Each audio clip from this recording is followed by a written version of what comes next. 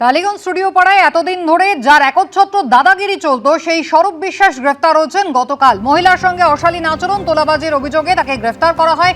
New Alipur থানায় অভিযোগ দায়ের হয়। গ্রেফতার করা হয় গতকাল রাতে প্রাক্তন ক্রীড়ামন্ত্রী অরূপ বিশ্বাসের ভাই স্বরূপ বিশ্বাসকে। ইতিমধ্যেই তাকে আলিপুর আদালতে পেশ করা হয়েছে।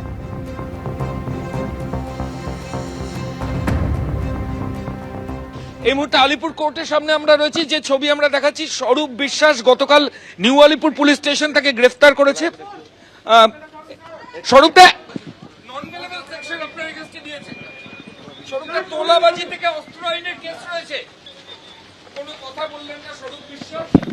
সরাসরি যে ছবি আমরা দেখাচ্ছি, যে স্বরূপ বিশ্বাস গতকাল রাতে তাকে গ্রেফতার করেছে নিউ আলিপুর থানার পুলিশ। তার বিরুদ্ধে একাধিক জামিন অযোগ্য ধারা রয়েছে এবং এই মুহূর্তে আলিপুর আদালতে স্বরূপ বিশ্বাসকে তোলা হলো। পুলিশ আধিকারিকরা নিজেদের হেফাজতের জন্য আবেদন জানাতে পারেন।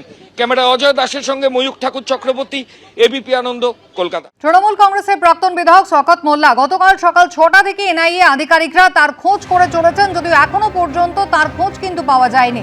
কখনো জীবনতলায় গিয়ে কখনো ভাঙড়ে গিয়ে তল্লাশি চালিয়েছেন এনআইএ আধিকারিকরা, এমনকি কাল রাত পর্যন্ত তল্লাশি চালান তারা।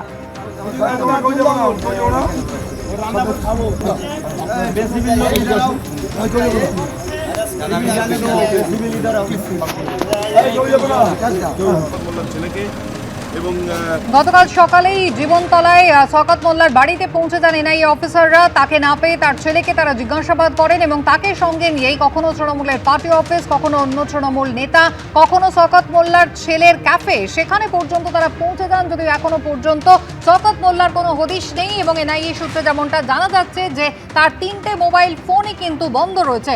সিসিটিভি ফুটেজে কিন্তু বারুইপুর এবং জীবনতলায় তার লোকেশন পাওয়া গিয়েছে।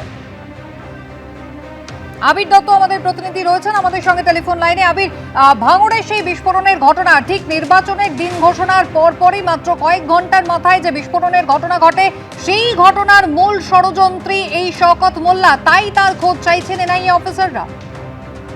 দেখো, একেবারেই, এবং তারা যেটা মনে করছেন ভাঙড়ে এই যে বিস্ফোরণের ঘটনা ঘটেছিল তার অন্যতম প্রধান চক্রী বা অন্যতম প্রধান ষড়যন্ত্রকারী এবং সন্দেহভাজন ব্যক্তি যিনি এই পরিকল্পনা করেছেন, এবং সেই মর্মেই তাকে জিজ্ঞাসাবাদের জন্য গতকাল আমরা দেখেছি যে বিভিন্ন জায়গাতে তল্লাশি অভিযান চালানো হয়, কিন্তু শওকত মোল্লার খোঁজ মেলেনি। তার 3টে মোবাইল ফোন, সেখানেও যোগাযোগ করার চেষ্টা করা হলেও সেখানেও যোগাযোগ করা যায়নি, তার কারণ সুইচ অফ অবস্থায় ছিল।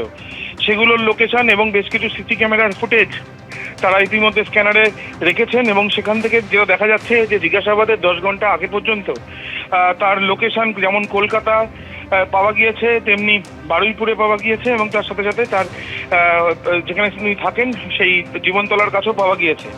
কিন্তু বারবার করে তার সঙ্গে যোগাযোগ করার চেষ্টা করা হয়েছিল তার পরিবারের সদস্যদের মাধ্যমেও, কিন্তু সহযোগিতা তার কাছ থেকে পাওয়া যায়নি এবং তার খোঁজে সে পালিয়ে যেতে পারে সেই সন্দেহ করে বিএসএফ এর সাথেও ইতিমধ্যে যোগাযোগ করেছে এনআইএর আধিকারিকেরা।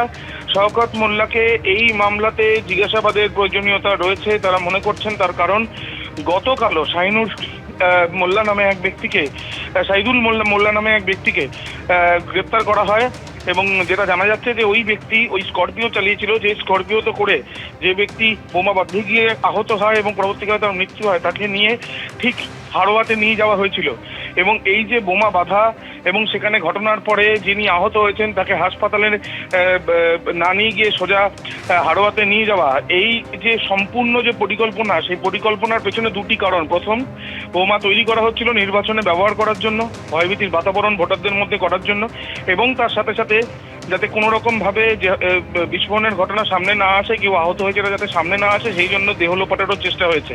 এই পুরো পরিকল্পনার পেছনে শওকত মোল্লা রয়েছে অনুমান করছেন এনআইএর আধিকারিকেরা, কিন্তু শওকত মোল্লাকে কোনো অবস্থায় তাকে জিজ্ঞাসাবাদ তারা করতে পারছেন না, তার কারণ সহযোগিতা পাওয়া যাচ্ছে না।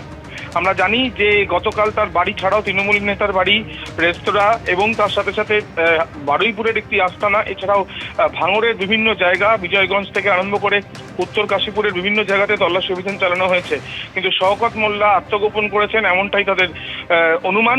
কিন্তু কোথায় শওকত মোল্লা, সেই খোঁজে ইতিমধ্যে বিএসএফ এর সঙ্গে যোগাযোগ করা হয়েছে যাতে সীমান্ত পার করে বাংলাদেশে না সে পালিয়ে যেতে পারে, সেই চেষ্টা আটকাতেই এই যোগাযোগ, এমনটাই জাতীয় তদন্তকারী সংস্থার সূত্র থেকে জানা যাচ্ছে। আবির, ধন্যবাদ। এবং ইতিমধ্যে তাকে হাত ধরে একদম দেখা যাচ্ছে যে তাকে তার ঘরের ভেতরে এবিপি আনন্দ, এগিয়ে থাকে, এগিয়ে রাখে।